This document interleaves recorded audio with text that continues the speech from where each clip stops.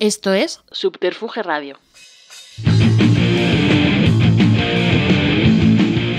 Simpatía por la industria musical, con Carlos Galán, en Subterfuge Radio.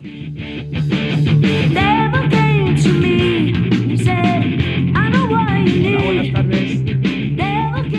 Bienvenidas y bienvenidos a una nueva entrega de Simpatía por la industria musical. Esta vez cambiamos el estudio Alfonso Santiesteban de la calle Almirante por esta primera edición de Estació Podcast Valencia, emitiendo desde el Teatro del Musical y bajo el auspicio de Subterfuge Radio. Recibimos hoy en este nuevo fascículo de esta especie de enciclopedia de podcast a otro de los grandes protagonistas de la industria musical de este país.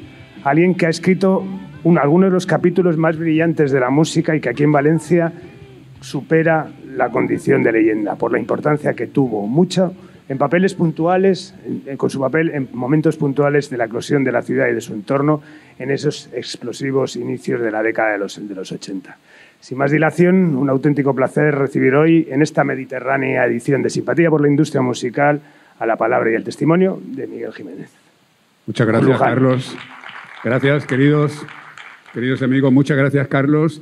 Bienvenido a mi tierra, a nuestra tierra, y espero que te traten como mereces y nosotros haremos todo lo posible por tratarte muy bien. Siempre es un placer.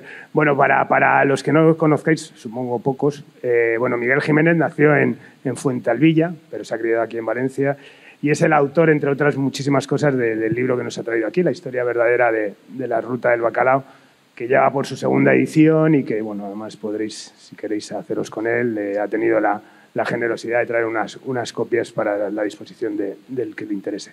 Bueno, fundador, entre otras cosas, de Zigzag Import Records, la primera tienda especializada en el género para cabinas y DJs.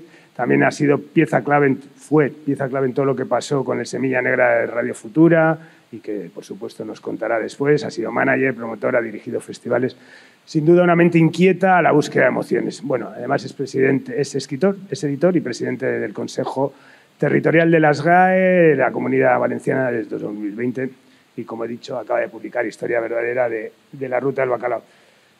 Miguel, de entrada yo creo que con todo lo que ha habido de series de televisión, documentales, un montón de libros, ¿por qué te decides a hacer tú también tu libro, tu visión de lo que fue la ruta del bacalao? Bueno, había dos razones fundamentales que me pedían que hiciera algo con esto. Una de ellas, que había mucha confusión sobre esa oración gramatical de la ruta del bacalao. No tenía yo muy claro ese concepto. Y la segunda, cuando se hablaba de la ruta del bacalao, se nombraban como 2 o 3 personas, como si hubieran sido ellos los que hubieran hecho todo y se arrogaban el mérito de haber construido algo que yo no veía que estaba muy claro. El asunto de la primera razón siempre me rondaba por la cabeza. Claro, empezamos a llamarle ruta del bacalao cuando ya habían pasado muchas cosas. Y a mí me interesaba sentar un poquito primero las bases de qué es lo que ocurrió todo. Porque en un principio no fue una ruta del bacalao, en un principio fue una revolución social y cultural ocurrida a partir del año 79-80 y que duró hasta el 86-87. Nosotros veníamos de 40 años de austeridad cultural y con una censura exagerada que a la gente de mi generación, los que habíamos nacido en los últimos 50 y los primeros 60, nos habíamos plantado con 16, 18 o 20 años sin tener ni puta idea de nada. Entonces, cuando de repente se acabó la dictadura, en un par de años empezamos a salir y salimos todos como pollos sin cabeza. Todo el mundo que tenía algo que contar lo contaba. El que era escritor, el que era escultor, el que era pintor, el modista, el que dibujaba cómics, etcétera, etcétera. Y empezaron a salir como hongos colectivos, como la Nave, por ejemplo, de diseñadores, o la Escuela Valenciana del Cómic, o la Nueva Escuela, en fin, diseñadores, que finalmente acabaron y son los que rigen hoy en día.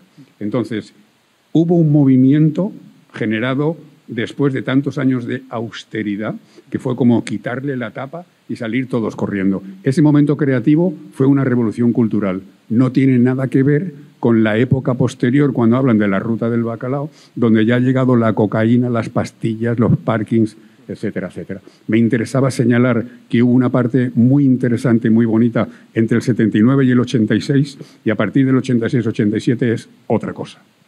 Bueno, comparto contigo absolutamente que bueno, esa eclosión fue mucho más allá de lo de la música, fue una revolución cultural que abarcó un montón de disciplinas, pero bueno, al final la música era casi un poco el motivo de todo, ¿no? Al final también cuando hablas de Madrid y la movida, también se habla de un Madrid con una eclosión cultural que abarcaba también el mundo de la moda, del cine, del cómic, etcétera, pero siempre al final el foco era pues, lo que pasó en Rocola y las bandas del momento.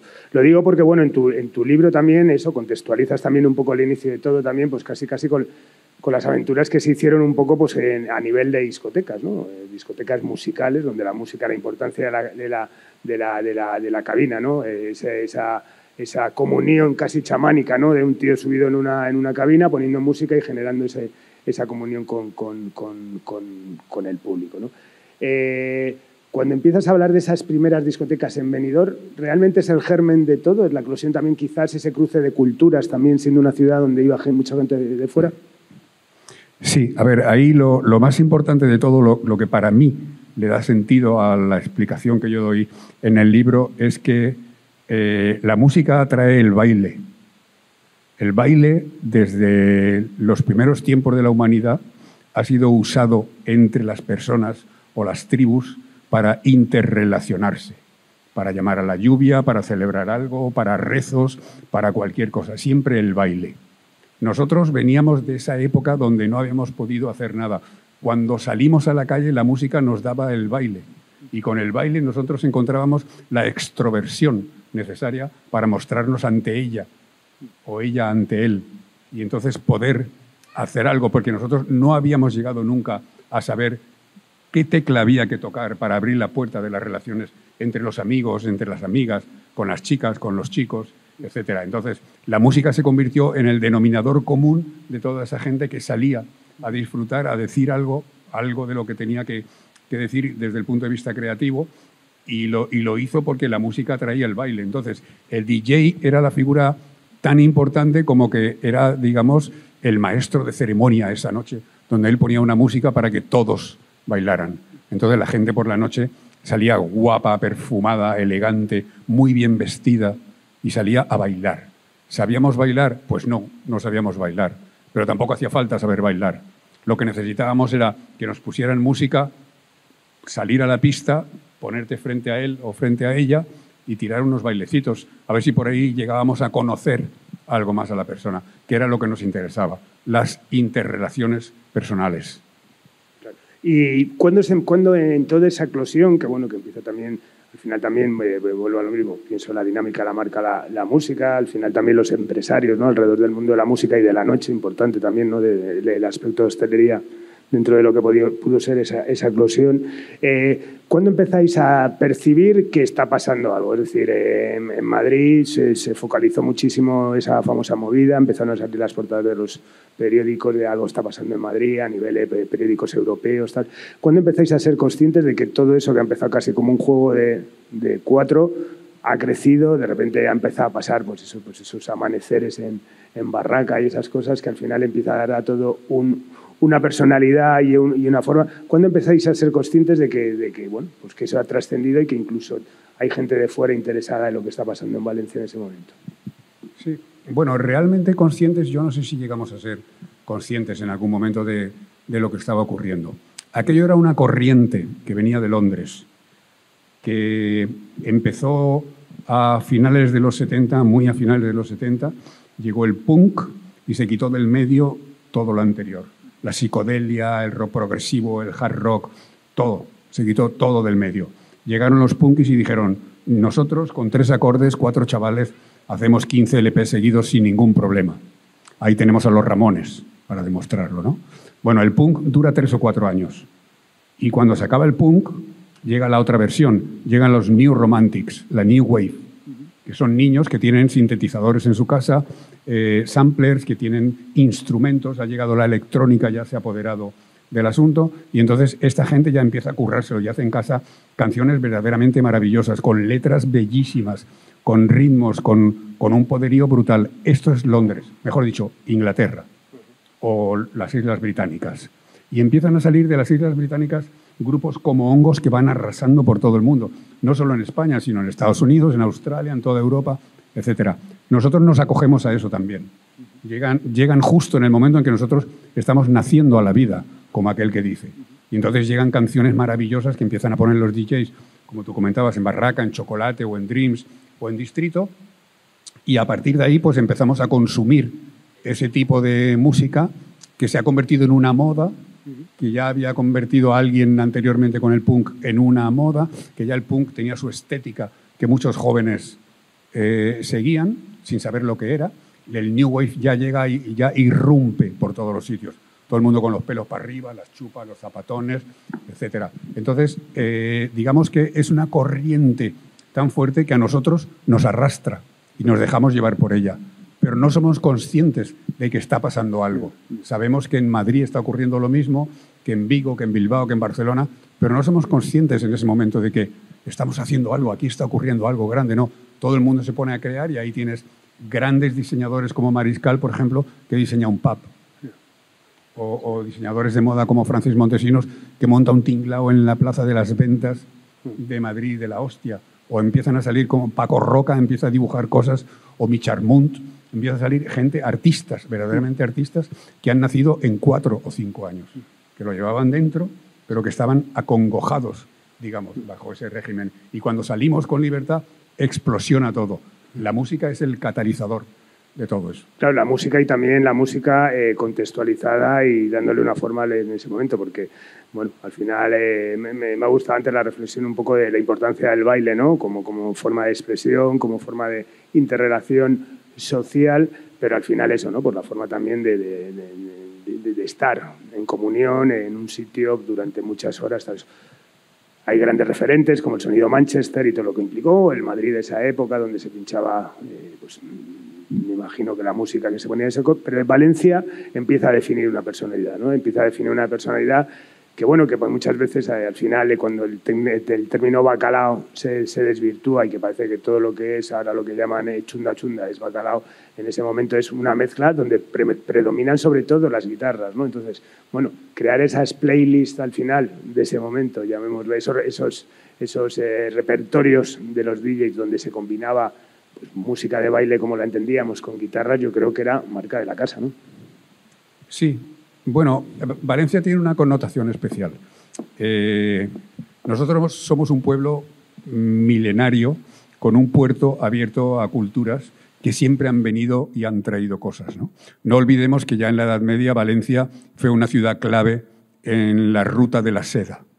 Nosotros recibíamos conocimiento y exportábamos conocimiento, además de materiales, y traficábamos con mercancías que venían de Oriente y las enviábamos a América, ¿no? Ya los genoveses dijeron que el pueblo valenciano tenía un gen ahí especial para la negociación y la apertura a las cosas nuevas.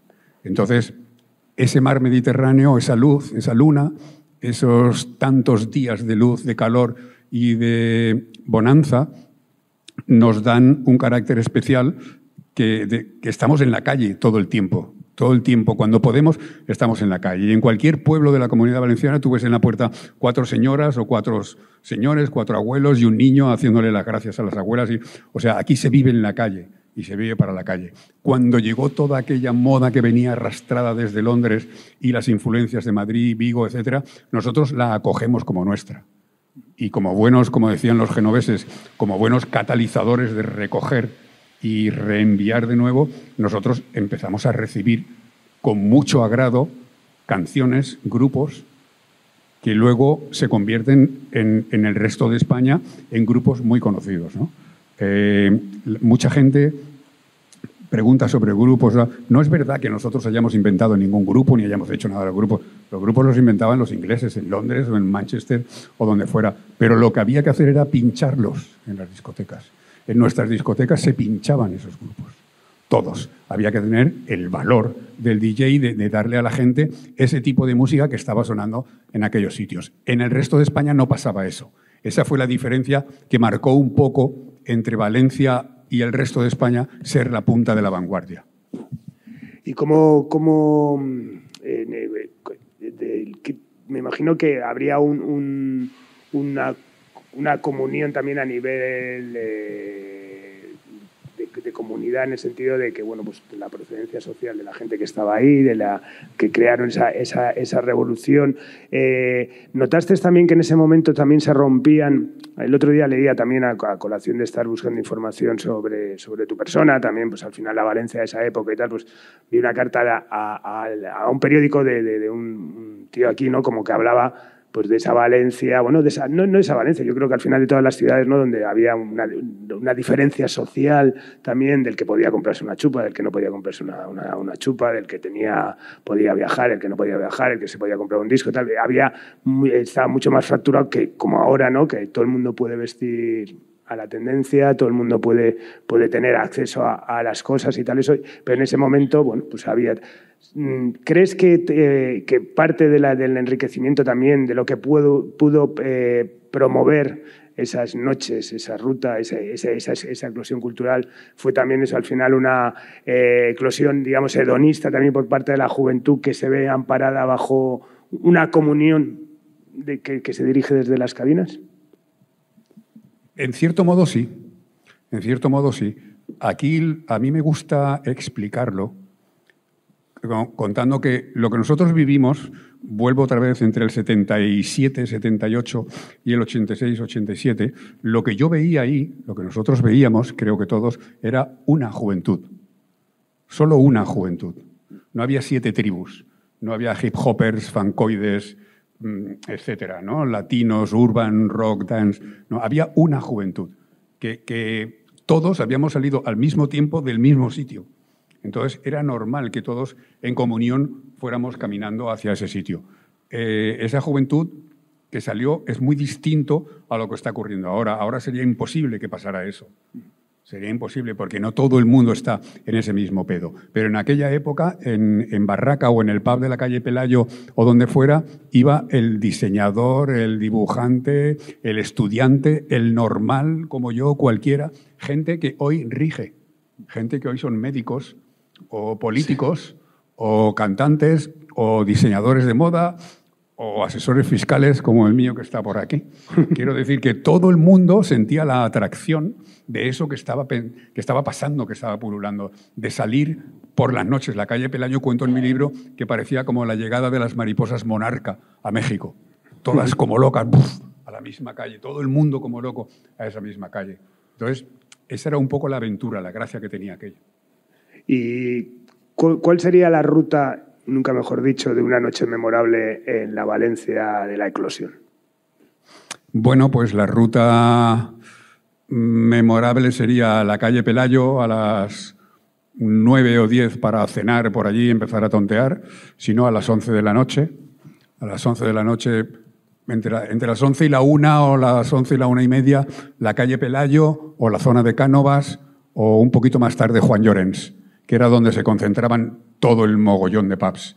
Ahí estabas hasta la 1:30 o las 2 y estabas siempre buscando a ver con quién, a ver con qué, a ver dónde, a ver para qué. Y cuando llenabas el coche, te enfilabas hacia abajo y te ibas a Barraca, a Chocolate, a Dries Village, etc. Cuando se hacían las 6 o las 7 de la mañana, si habías tenido una buena noche, te ibas al lago del Saler, debajo de los pinos, y con un poco de suerte te llenabas el culo de arena. Si no, pues te volvías a buscar a tus amigos y te ibas a una capea donde los ibas a encontrar seguro, porque estaban allí todos ciegos con 4 vaquillas.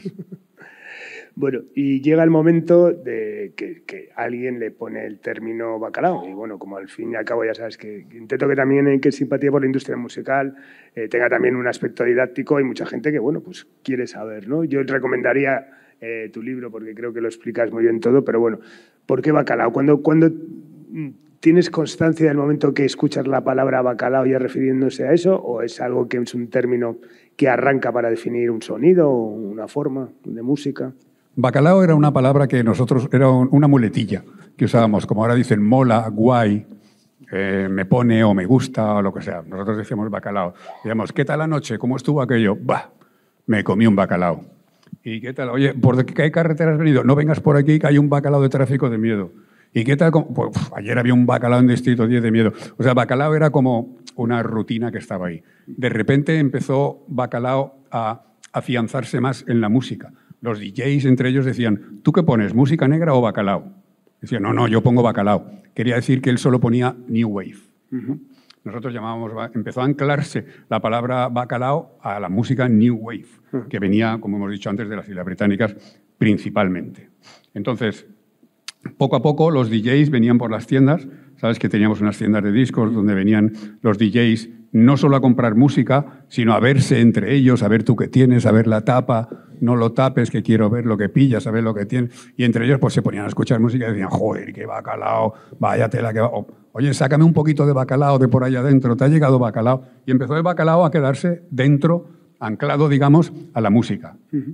Posteriormente, ya a partir del 86-87, empiezan a llegar autobuses de otras ciudades, de Cuenca, de Albacete, de Madrid, de Barcelona, de Logroño, de Vitoria, de Teruel, mogollón de ciudades, que vienen en autobuses a pasar 3 días sin dormir, a base de pastillas, de ruta. Y van de ruta por locales donde se pone una música que se llama bacalao. Entonces ahí empieza la ruta del bacalao. Y empieza a tomar cuerpo eso de ruta del bacalao. Pero ya estamos hablando del 86-87. Y hasta ese año nunca se había hablado de ruta y bacalao juntos. Sí de bacalao, pero no de la ruta del bacalao. ¿Y qué influyó la mezcalina en toda esta eclosión hedonista de baile, bueno, al final Bueno, si juntas los antecedentes de austeridad cultural y de censura y falta de libertad que llevábamos, con la influencia que llega de Londres de repente, que empezamos a verlos por la tele y a escucharlos en los discos, juntas todo eso, lo único que te falta es algo que catalice, como en cualquier revolución, siempre hay una droga que sirve como para levantar la espoleta, ¿no? La mescalina era una droga muy light, no era nada del otro mundo.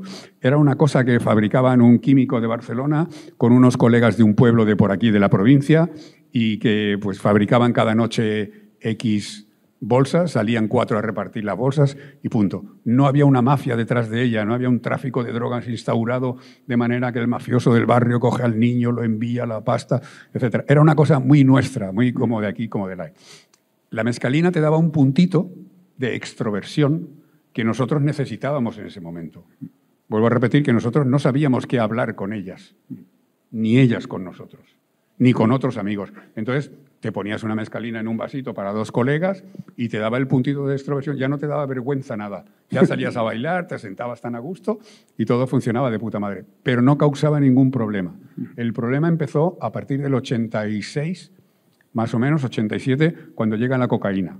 Cuando llega la cocaína se convierte en un bestseller. Ya todo el mundo quiere cocaína. Lo que se toma en ese momento no es ni cocaína. Es un 5 o un 10% de cocaína y el resto son fármacos, puro fármaco. La mayoría éter, que te da un punto de ansiedad que te pone como loco. Y detrás de la cocaína llegan las pastillas holandesas y centroeuropeas, que son las que ya lo revientan todo.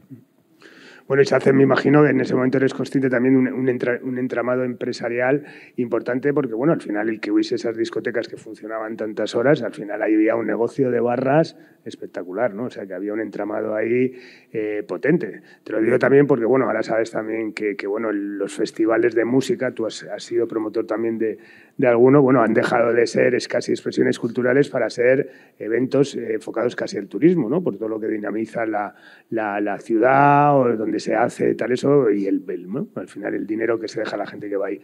Me imagino que también en ese momento Valencia vive un momento donde, bueno, pues hombre, la gente más avispada, los emprendedores de la noche, me imagino que se genera un entramado empresarial sólido, ¿no? Claro. Esto es como todo, es como la naturaleza. Llega la primavera, salen todas las flores, lucen bellas. Llega el verano, empiezan a quemarse, llega el otoño y se mueren todas. Pues en cualquier cosa de la vida pasa lo mismo.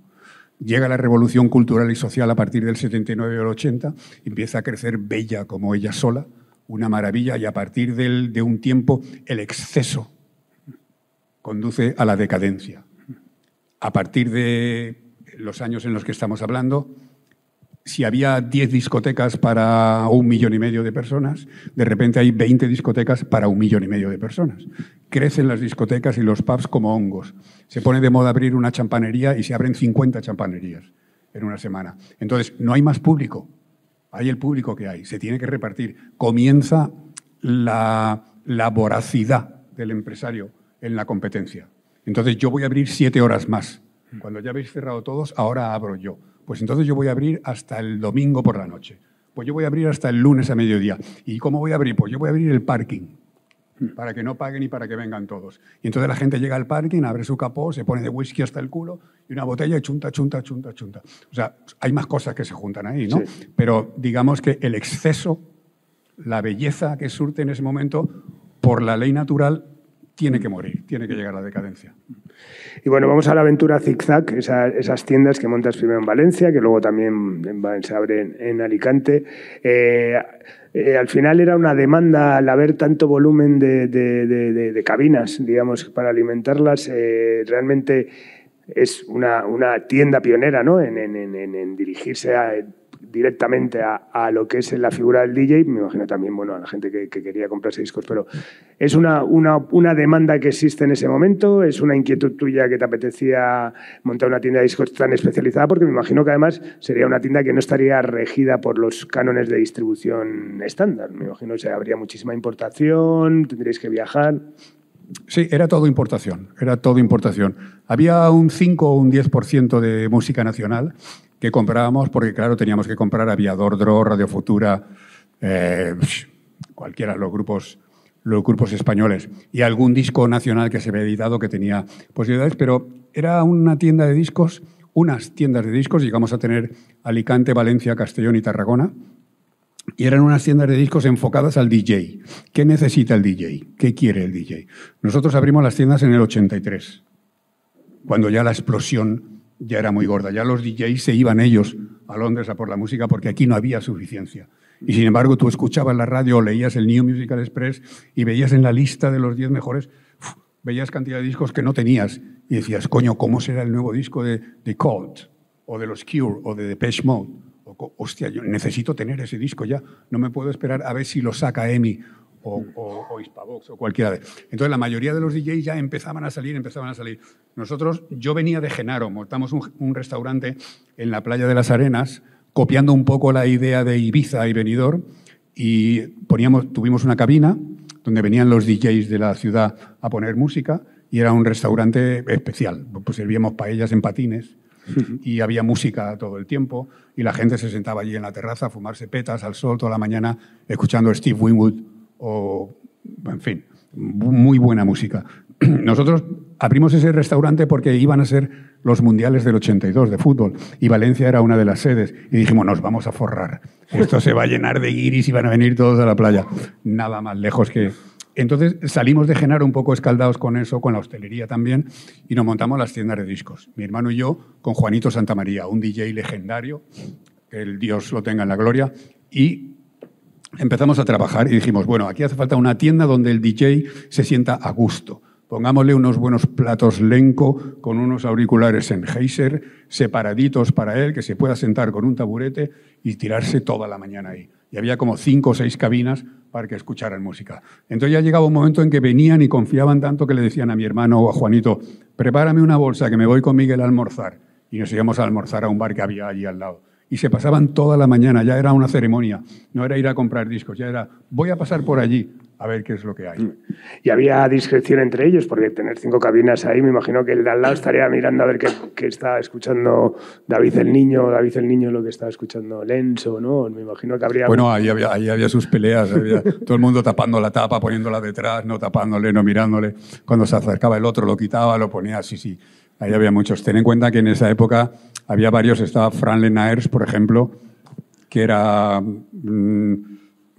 era un asiduo de la tienda siempre y se tiraba horas buscando el corte donde había un LP que nadie escuchaba y él buscaba dónde ponerlo, pum.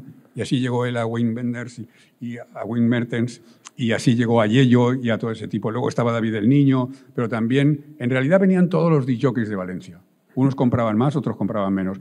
Y empezaron a venir también DJs de fuera, de Madrid, de Barcelona, de todos los sitios. La gente de Radio 3, desde Madrid, también nos encargaban cosas, venían porque sabían que nosotros teníamos la nueva remezcla, por ejemplo, de Echo and the Bunnymen, remezclado por François Kevorkian. No ese tipo de cosas. O cogíamos la remezcla americana del Don't You de los Simple Minds.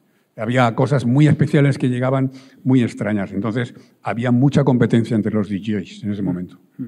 ¿Qué disco recuerdas así vender en la tienda que fuese? ¿Tenéis un estimado en ese momento de qué disco fue el que más vendisteis en la tienda?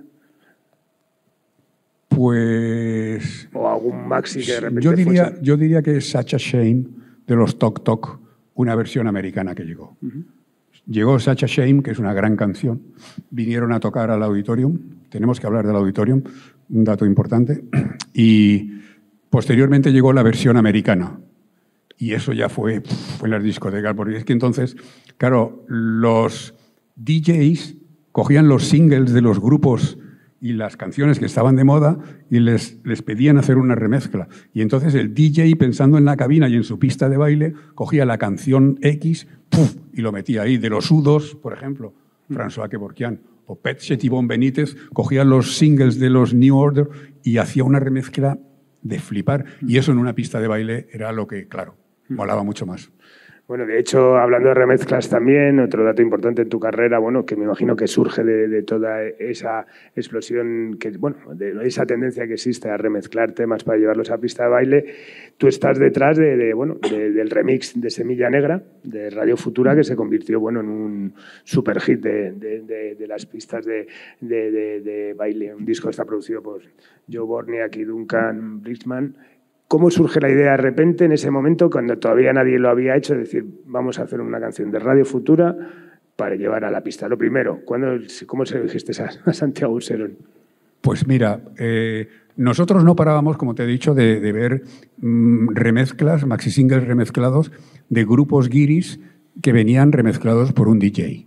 Y dijimos, coño, nosotros tenemos que hacer algo así, tenemos que echar un gallo de los nuestros a pelear a la pista de baile. Y hay que buscar algo que podamos hacer que lo pongan detrás de los Simple Minds y no pase nada. Y la gente siga en la pista. O delante de los U2 y la gente siga en la pista bailándolo.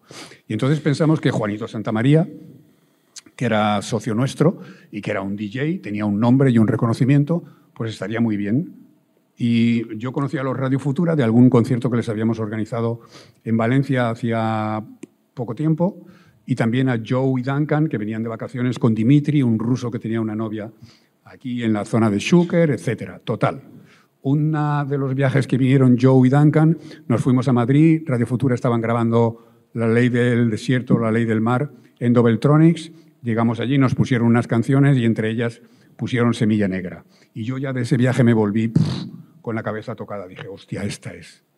Y a los pocos meses vinieron a tocar a Castellón, me fui con ellos, estuvimos cenando juntos y en la cena se lo propuse a Santiago. Le dije, Santiago, yo creo que aquí hay que hacer esto. Vamos a hacer una remezcla de Semilla Negra, si te parece bien, y le pedimos a Ariola que haga 500 copias para regalarlas a 500 DJs en España. Y vamos a dejar que esa canción suene solo a través de los DJs durante una temporada en las discotecas. Santiago se quedó como diciendo, hostia, me gusta la idea, pero claro, ¿qué vamos a hacer? Y si Ariola dice que no... Digo, bueno, pues si Ariola dice que no, lo pagamos tú y yo. Y la osadía ya le picó más todavía. Dijo, venga, vamos, adelante. Y entonces la hicimos. Él recomendó a Raimundo Amador para meter una guitarra española. Abrimos un poco la intro con unas gaviotas mediterráneas. Llegó la estrofa, el estribillo, una apertura para meter la guitarra española, tal, y punto. Y lo hicimos, remezclado por Joe de Borniak y Duncan Bridgman por Juan Santamaría. Y entonces repartimos entre 500 disc jockeys españoles ese maxi. El maxi empezó a sonar y a sonar y a sonar y a sonar y claro, la cosa empezó a coger. Era un orgullo para nosotros ver que se ponía en la pista y la gente no se iba de la pista. Al revés, quizás se llenaba más la pista. Entonces, sí, nosotros sí teníamos poderío. Era como decir, coño, nosotros podemos con eso que hacen los guiris. Hay que darle a esto porque además de eso se pinchaba Viadordro. Y la gente bailaba, se pinchaba la mode, se pinchaba golpes bajos y la gente bailaba. Y decíamos, hostia, claro, aquí la única pega era el sonido, que nosotros sonábamos pobre, sonábamos poquito, y los guiris sonaban de la hostia. Esta remezcla llegó sonando espectacular. Y es el momento que igual la industria musical, entendamos como el trabajo de las compañías, de los ARs, etcétera, es Semilla Negra ese momento donde se empiezan a investigar también esa posible conexión entre lo que es el baile y las canciones. Te lo digo también aquí en Valencia, pues en grupos pues, como Comité Cisne, todo esto tal, que también hacen remezclas, historias. ¿Eres en ese momento? Porque bueno, el tener las tiendas, al final, bueno, te has relacionado con muchísima gente de la industria. Solo había que ver el otro día Sociedad General de Autores cuando presentaste el libro, que estaba todo el mundo, o sea, todos los cromos de la industria de la música. En ese momento entran al trapo en el sentido de decir, bueno, aquí puede haber un nicho.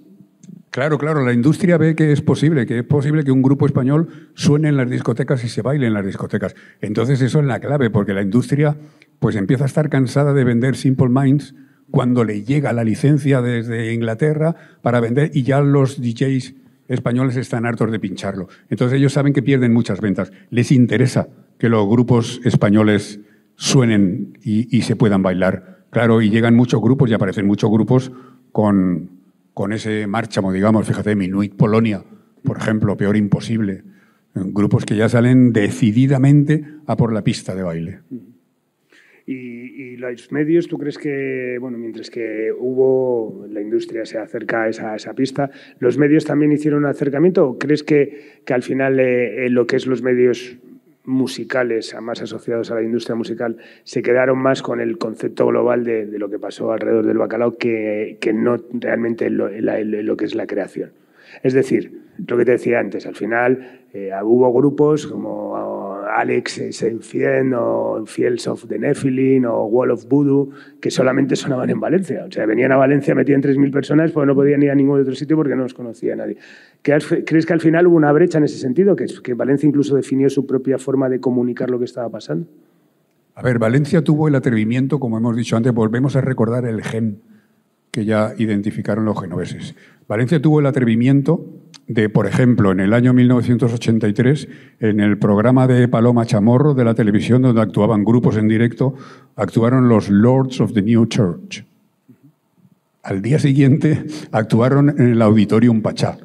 ¿Por qué actuaron? Porque su canción se estaba bailando en todas las discotecas de Valencia. Entonces, cuando llegaron, reventaron. El Auditorium Pachá, junto con Barraca, especialmente, fueron dos piezas clave. El Auditorium nos traía todos los grupos guiris del momento 3 o 4 veces por semana. Ahí vinieron a tocar los Depeche Mode cuando tenían 17 y 18 años.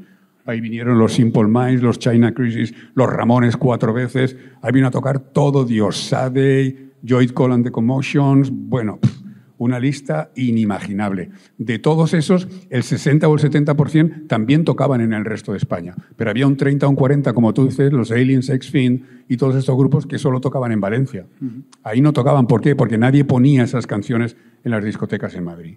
Aquí sí. Entonces los medios, que era tu pregunta, se sentían arrastrados por lo que estaba pasando aquí. Aquí se llegó a formar un tándem entre el señor Muñoz del Corte Inglés y el señor Luis Merino de Cadena 40 y Lucas Soria de Viuda Miguel Roca, entre los tres, que ellos testaban los lanzamientos, ¿no? Todo el mundo dice que gracias a ellos... ¿Cuánto ha dicho? ¿1 hora y media más? Quiero decir que ellos mismos se encargaron de transmitir a las compañías la sensación de aquí tenéis un campo de pruebas. Lo que funcione aquí, después va a funcionar. Hay un disco muy curioso que se siguen haciendo remezclas ahora mismo electrónicas de un grupo que se llama New England, canadiense, un grupo heavy canadiense, y una canción que se llama Give It Up, o Get It Up, mejor dicho, Get It Up. Bueno, esa canción solo sonaba aquí, y era una canción en un single, en un LP. Empezó a sonar, y a sonar, y a sonar, y a sonar. Se editó nacional, se vendieron miles y miles y miles de copias de ese disco. Y sí, los medios lo ponían, claro, los medios estaban siguiendo la corriente.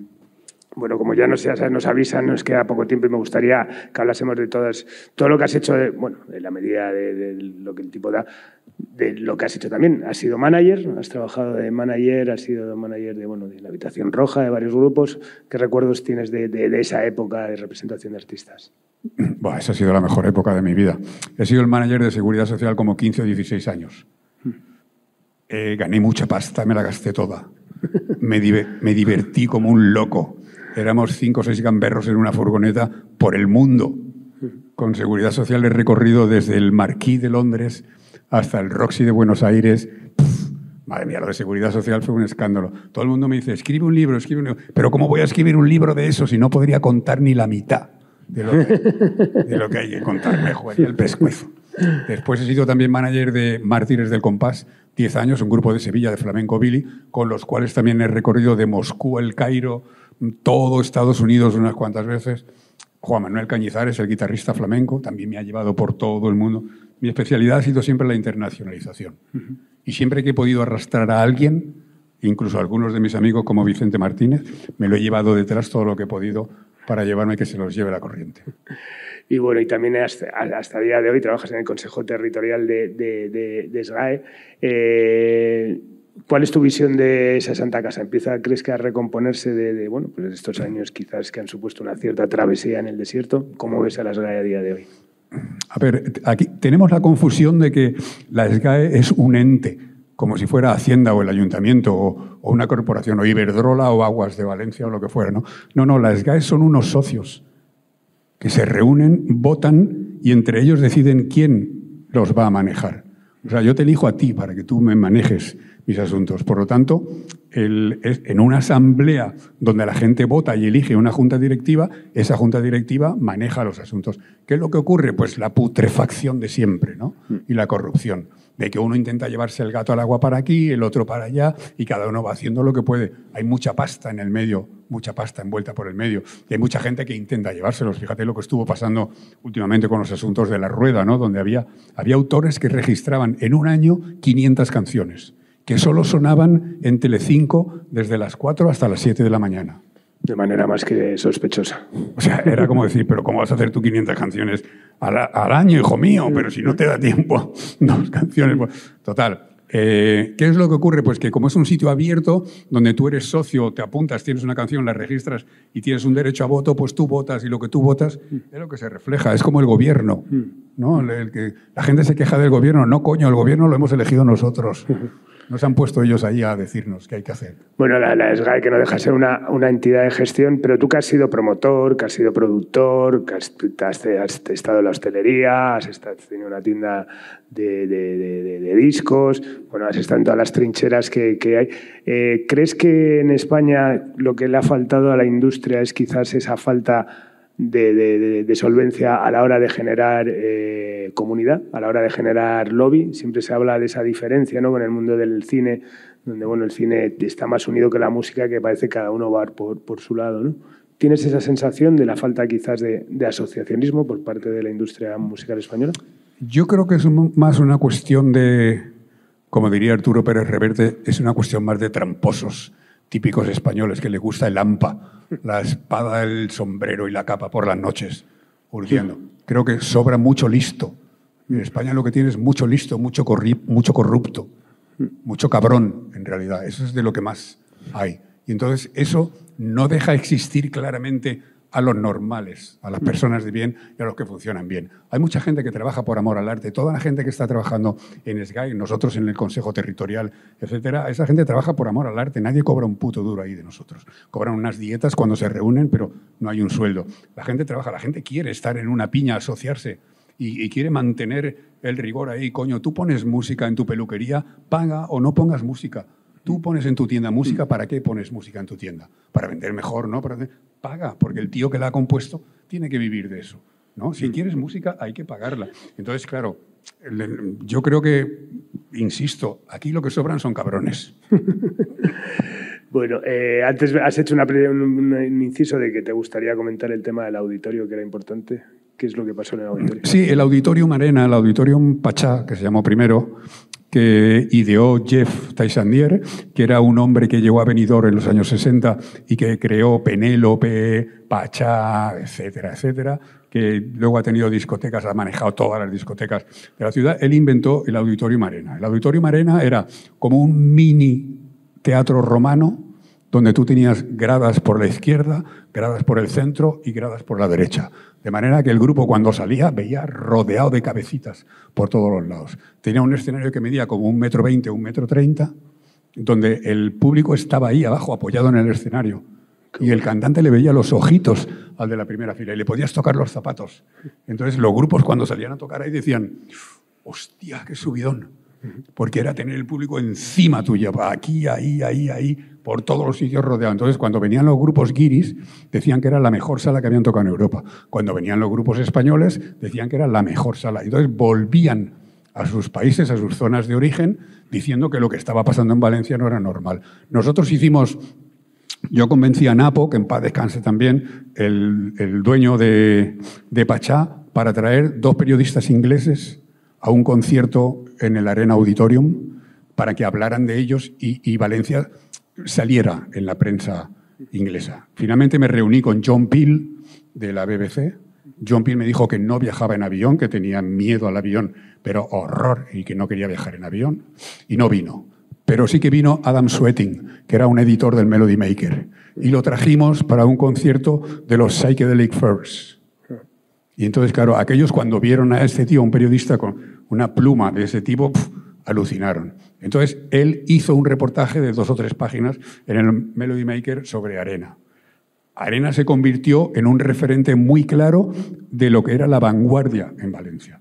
No solo éramos 4 locos bailando por las noches y las madrugadas en barraca. O sea, aquí también venían, pero es que Julio Martí traía a B.B. King y traía, había una serie de artistas. Chuck Berry, tengo una anécdota de Chuck Berry. Jota, nos das 2 minutos más, por favor. Tengo una anécdota de Chuck Berry cojonuda. Llega Chuck Berry al Auditorium Arena por primera vez y está a reventar. Entonces ellos no pensaban que iba a haber tanta gente y habían cobrado un caché, pues un caché de mierda. Y coge el manager, habla con Chuck Berry y llaman a Santi Ugarte, de Tiburón, que era el que había traído a Chuck Berry en la gira. Le dice, no, que esto no está claro, que esto aquí no puede ser, que nos tienes que dar más dinero porque estás vendiendo muchas entradas y esto así se tiene que volver a negociar. Eso lo dice directamente Chuck Berry con su camisa de chorreras y todo a Santi Ugarte. O me pagas más o no salgo a tocar. Y entonces Santi Ugarte lo coge por la pechera de la camisa de chorreras y dice, o sales ahora mismo o tú no sales vivo de aquí. Y aquel tío dijo, vale. Y se le ha tocado el Auditorium Arena. Bueno, nada, es momento de ir terminando y siempre termino con una pregunta recurrente en Simpatía por la Industria Musical y es, ¿quiénes han sido tus grandes referentes en este negocio? Y bueno, pues si se te da la oportunidad, es una pregunta trampa, todo el mundo dice que siempre se olvida de alguien, normal, pero bueno, si tuvieses eso, dar las gracias a quién te ha influido para estar donde estás y haber hecho todo lo que has hecho, ¿quién nos morarías? Tengo mogollón, pero hay uno que sobresale por encima de los demás, que es Santiago Userón. Santiago Userón me lo ha dado todo, la Semilla Negra. Yo no había hecho nada, yo no era nadie hasta Semilla Negra. Era un colega más de los que salíamos. A partir de Semilla Negra hice con él De un País en Llamas. Y después de hacer De un País en Llamas en Londres, los grupos valencianos se volvían locos. ¿Quién es este pavo que ha llevado a este grupo a grabar a Londres? Ahí pillé a Seguridad Social. Claro. Y de ahí continuamos en adelante. Yo siempre he estado con Santiago Userón al lado, siempre. Entonces, vivir al lado de un elemento como ese es como recibir alimento intelectual sin parar todo el tiempo. Y eso es lo que más rico me ha hecho como persona. Santiago Userón, sin ninguna duda, ha sido el referente más claro. No puedo dejar al lado a José Manuel Casañ, que ha sido el tío con el que mejor me lo he pasado del mundo. Ni los demás grupos, La Habitación Roja, Paranoia, etc. Pero lo de Santiago Userón, si hay una persona que me cambió la vida, fue Santiago Userón. Lo recuerdo cuando íbamos a su casa en Arturo Soria a negociar con Ariola la remezcla, con sus uñas negras pintadas, su camisetita de marinero de rayas y el pelo todo cortadito. Subíamos al autobús, le daba las monedas y el autobús veía las uñas negras y se le quedaba mirando como diciendo, ¿y este puncarreta de mierda? Bueno, pues nada, muchísimas gracias. Repito que tenéis a la entrada libros de Miguel a la venta y nada, muchísimas gracias. Ha sido un auténtico placer compartir contigo este rato y nada más. Pues muchas gracias. Despedimos esta nueva entrega de Simpatía por la Industria Musical. Esta vez emitiendo desde el Teatro del Musical de Valencia. Aprovecho para dar las gracias a Jota de Tranquilo Niebla, otra leyenda de la industria de la música valenciana, a Juan Martibot, que nos ha acogido con pasión y con amor en esta su casa, y por supuesto a Laura Rodríguez de Subterfuge Radio y a Olga Lamán de Estasio Podcast Valencia. Normalmente nos despedimos con una canción, pero hoy yo creo que lo suyo es cambiarlo por un aplauso para Miguel y su carrera. Por favor, y para ti. Muchas gracias a vosotros.